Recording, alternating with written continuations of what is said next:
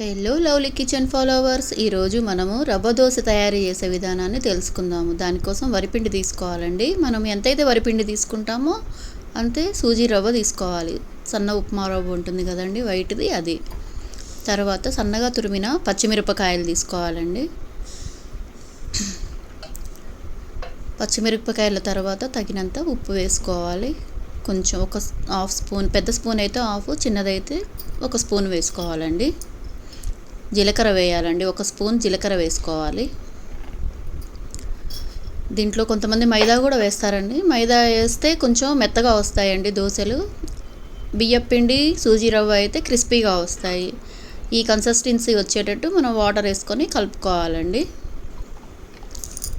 ఈ బ్యాచిలర్స్, వంట రాని వాళ్ళు కూడా ఈజీగా చేసుకోవచ్చండి రవ్వ దోశలు.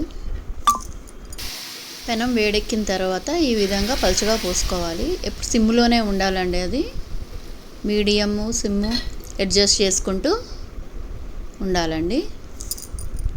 ఈ విధంగా దోశ వేసుకున్న తర్వాత పైనుంచి మనము ఆయిల్ అప్లై చేసుకోవాలండి. మీడియం ఫ్లేమ్లోనే బాగుంటుందండి దోశ, రోస్ట్ అవుతుంది. ఈ పిండి కలిపిన తర్వాత ఒక 15 నుంచి 20 నిమిషాల వరకు నానితే బాగుంటుందండి. పొద్దున బ్రేక్ఫాస్ట్ కింద తొందరగా అయిపోతుందండి ఈ టిఫిన్. పిల్లలు పెద్దలు అందరూ ఇష్టంగా తింటారు. క్రిస్పీ రవ్వ దోశ.